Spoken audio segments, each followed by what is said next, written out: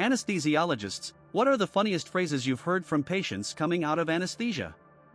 My two favorite cases both involve patients who had just woken up after anesthesia. One said, "Am I in hell?"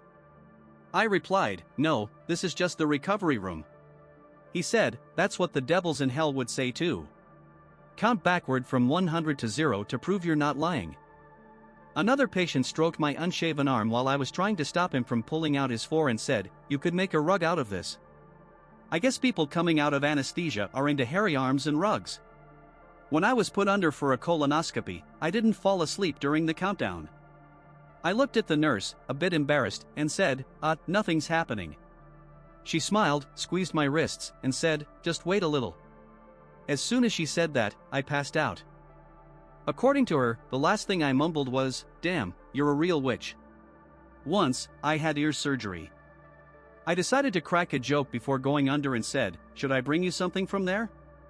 I remember starting to fade much faster than I expected, so I wanted to get the joke out while I was still conscious. I practically shouted it, which caused surprised looks from everyone around me. When I woke up from anesthesia, it took me a minute to recall it and realize I had indeed yelled my joke. It was awkward. My husband was under anesthesia last year, and when he woke up, he seemed completely lucid, like a cucumber. He got up, walked around, asked the doctor serious questions, and it seemed like there were no side effects. He remembered the surgery and could recount the details vividly. I even thought he hadn't been asleep at all. He really wanted Chinese food, but he didn't like anything I brought him, so we had to go to the cafeteria. That's when he truly woke up from the anesthesia. As he later recalled, he fell asleep before the surgery and woke up with chopsticks in his hand in front of a plate of teriyaki chicken. For me, it was the opposite. I was having my appendix removed. They gave me a horse-sized dose of propofol and fentanyl and told me to count backward from 100. I counted all the way to 0 and asked, "Now what?" The surgeon looked at me and said, "You're so fat, nothing works on you." I replied, "You're only saying that because you think I won't remember." Well, he was right, I don't remember what happened next. I'm a nurse anesthetist. During my residency, I was preparing a woman for surgery, following all the protocols. I placed the mask on her face and said, "Breathe deeply," then started the anesthesia. She said, "Thank you, I just got my breasts done," and passed out. I looked at the resident, he looked at the senior nurse, and we all burst out laughing. I don't know what she thought she heard. I love retelling this story, it always makes me smile. Last year, I had a colonoscopy, my third anesthesia that year. Fun fact, I'd heard that people don't immediately pass out when anesthesia is administered, they stay conscious for a bit but forget it. For science, I suggested to the anesthesiologist that we test this. When she started the anesthesia, I began counting backward, 99, 98, 97. That's all I remembered. A few minutes later, I woke up, and the anesthesiologist noticed me and came over. She asked, "What do you remember?" I said, 97. She laughed and said, "You counted down to 7. I had a wrist fracture, and the doctor told me to count from 100 to 0. Later, he said I got to 50, stumbled, and 5 minutes later started counting again, this time all the way to the end. My dad is an anesthesiologist. The funniest thing a patient said to him was, "Doc, my butt itches, I'm high as a kite, and I can't scratch it." Edit, no, my dad didn't scratch the patient's butt. The guy passed out right after saying it. My wife is an anesthesiologist. Her favorite phrase from a patient was, "Man, this is way better than weed." It reminded me of the time I accidentally said, "I like this better," when I was being put under. I heard awful jazz music coming from the operating room and said, of course, what else would Dr. A listen to besides this crap? Then Dr. A appeared in front of me, and it didn't even faze me. I passed out soon after. When I was 9, I had jaw surgery. The anesthesiologist told me, "Say goodbye to your mom." Apparently, I thought they were going to kill me. My mom later said I gave her a look of pure terror before passing out. One of my patients started a joke before surgery and finished it afterward, without even being prompted to continue. In high school, I had knee reconstruction surgery after tearing my ACL and meniscus in a sports injury. I woke up in the recovery room with 6 or 7 other patients who hadn't come out of anesthesia yet. I was lying there, half-conscious, when two nurses came by pushing a cart with a computer. They were standing over me, typing something, when one nurse whispered to the other in a frantic tone, "We need to plug this in, or it'll die." In my groggy state, I thought they were talking about me and started incoherently yelling at the nurses to plug in whatever they needed to save my life. Turns out, they meant the laptop battery. It's nearly impossible to die from ACL surgery. I'm not an anesthesiologist, but when I was wheeled in for gallbladder surgery, the nurse was an old colleague of mine. I blurted out on the table, "I knew you'd see me naked someday. I fell and broke my arm, so I had to have surgery." The anesthesiologist put a mask on my face and said, "This is just oxygen." I coughed after putting it on, and when you removed it, I said, "I trusted you, and you turned out to be a fraud." That's the last thing I remember. I have a few stories like this. The first involves a 17-year-old girl getting her appendix removed. She seemed tough and reserved when I first spoke to her, but in the recovery room, she suddenly started talking to me like an old friend. She kept saying how bright the room was, invited me to hang out, and ended every sentence with, "Right, bro?" But I liked the 80-year-old woman even more. She was a hospital volunteer and a widow. In the recovery room, I needed to attach some wires to her chest for an EKG. As I reached toward her, she tried to take off her gown to show me her chest. I said, "No, you don't need to do that." She replied, "This is so exciting. I haven't had a man in so long." The nurse laughed, and I blushed a bit. Later, she said it was getting too hot, and it really was. I had to step away because I was so embarrassed.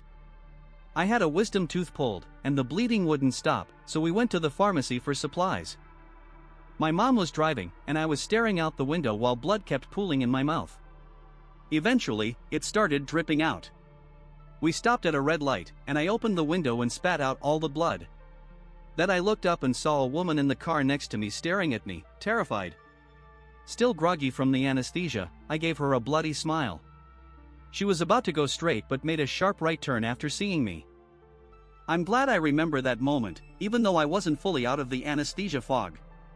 A patient, not an anesthesiologist, I had shoulder surgery with a hefty dose of anesthesia. My wife told me I looked the nurse in the face and said, "You have magnificent breasts. I want to see them." I don't remember this, but apparently, it offended my wife. The nurse said it wasn't a big deal and that she was used to hearing stuff like that. This happened literally today. A patient had a broken ankle and was still groggy from anesthesia when they were being wheeled out. The anesthesiologist accidentally bumped the wheelchair into the doorframe. The patient said, "You just operated on my leg." The anesthesiologist replied, "Yes, you had surgery, and you'll wake up from the anesthesia soon." The patient said, "So why are you trying to break it again?" I broke up with my fiancée a few weeks before a scheduled surgery and was really torn up about it.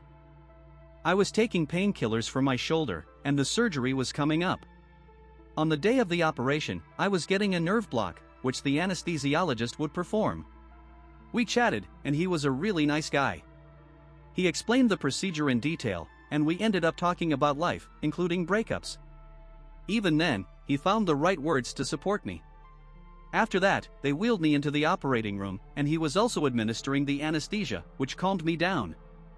As I was fading, I apparently started talking through the mask. He lifted it to hear me, and I said, "I still love you," fiancé's name, staring right into his eyes. I had no idea I'd done this until he visited me in recovery. He said, "Thanks for my new nickname," and told me what happened. I realized all his colleagues started calling him my fiancé's name, and not only did I call him by her name during the surgery, but I also confessed my love to him. I had another surgery later, and guess which anesthesiologist I got? Despite my blunder, he's an awesome anesthesiologist and knows his stuff. I've heard too much in my 15 years of work. Here's a spicy one. A patient, mid-sentence, said, "I want to have your baby," then passed out. A 55-year-old woman said this to my student. "Are you really going to shove all that up my ass?" An endoscopist heard this right before a colonoscopy. Small, huge, I like them all, a 90-year-old woman discussing men's sizes with nurses. Do I really have to take off my underwear? A teenage pregnant girl. I still don't get how this happened, another pregnant teen.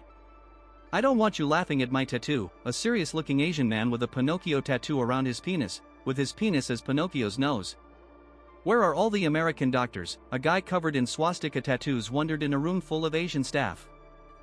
I'm not an anesthesiologist, but I had a tonsillectomy when I was 13. I drank alcohol before the anesthesia, which made it not work properly. Several male nurses wheeled me into the operating room, where the anesthesiologist was supposed to join. One said, his eyes are still open. What do we do? Another said, talk to him. The third said, I don't know what to say, then opened a bag and said, here's the blade we'll use to make the incision. I had surgery on my nasal passage.